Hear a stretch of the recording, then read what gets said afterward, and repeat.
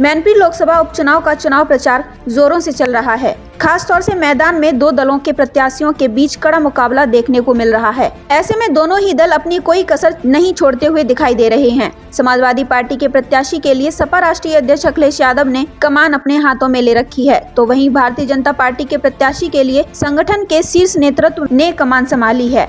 दोनों ही दलों के तमाम स्टार प्रचारक चुनाव मैदान में प्रचार करते हुए नजर आ रहे हैं। इसी क्रम में भाजपा के स्टार प्रचारक केंद्रीय कानून राज्य मंत्री प्रोफेसर SP सिंह बघेल मैनपुरी पहुंचे।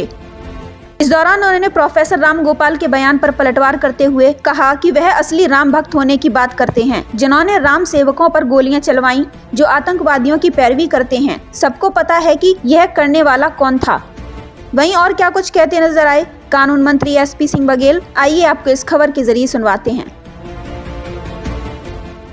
सामूहिक नेतृत्व वाली पार्टी है, सबकी भूमिका होती है, बूथ अध्यक्ष से लेकर राष्ट्रीय अध्यक्ष तक, MLA, MP, MLC, मिनिस्टर, संगठन, मोर्चा, प्रकोष्ठों, सबकी भूमिका होती है। हम लोग केंद्र सरकार की लोक कल्याणकारी योजनाएं, राज्य सरकार की योजनाएं और राज्य सरकार का मैनपुरी में खासतौर से जो लॉ एंड ऑर्डर है, जिससे बिफोर और आफ्टर का अंतर महसूस करें कि सपा सरकार में ना क्या होता था और अब योगी सरकार में क्या होता है। और बूथ अध्यक्ष से राष्ट्रीय अध्यक्ष की परिश्रम की पराकाष्ठा से पसीना जो बह रहा है उससे कमल खिलेगा। जो फौजें शांति काल में अपना पसीना बहा लेती हैं, उन्हें युद्ध काल में खून बहाने की आवश्यकता नहीं होती है। तो भारतीय जनता पार्टी के बूथ अध्यक्ष से लेकर मंडल अध्यक्ष निरंतर सतत रूप से सेवा ही संकल्प के तौर पर सामाजिक कार्य भी करती है और राजनीतिक कार्य। करेल के चुनाव से आपको क्या लगा? तो आपको दिया गया था कि दांत कट्टे किए गए थे। उनके घर के 6 लोग कहीं प्रचार करने नहीं जा पाए। जो अखिलेश यादव कह के गए थे कि वो एक भी दिन नहीं आएंगे, उनको 3 बार आना पड़ा। जो कह गए थे कि हमारे घर का कोई नहीं आएगा, उनको नेताजी को लाना पड़ा। और जो 1,60,000 कह के गए थे, उनका 1 लाख ऊपर का उड़ गया।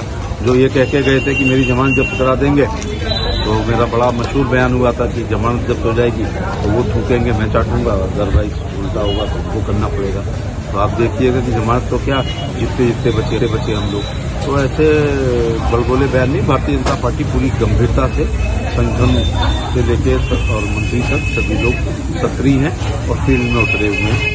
और वो हमारी सक्रियता से वो समाजवादी पार्टी जो पर्चा दाखिल करके जीत का सर्टिफिकेट लेने आती थी, वो भी प्रधानी की तरह पूरा खानदान घर घर वोट मांगता था। इसीलिए कार सेवकों पर गोली चलाई गई थी क्या?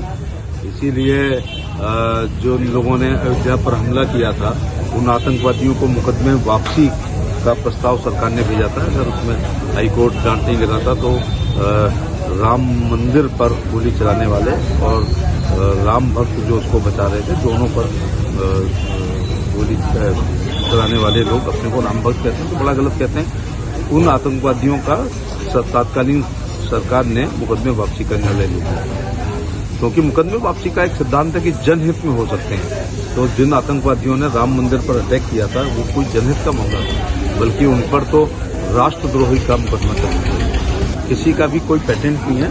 भगवान राम हमारे आस्था, विश्वास और विष्णु के अवतार हैं। सबके लिए अब अपनी अपनी आस्था होती है कि कौन पार्टी के लोग गोली खाने गए थे और किस पार्टी के लोगों ने गोली चलाई थी। बस ये इससे अंतर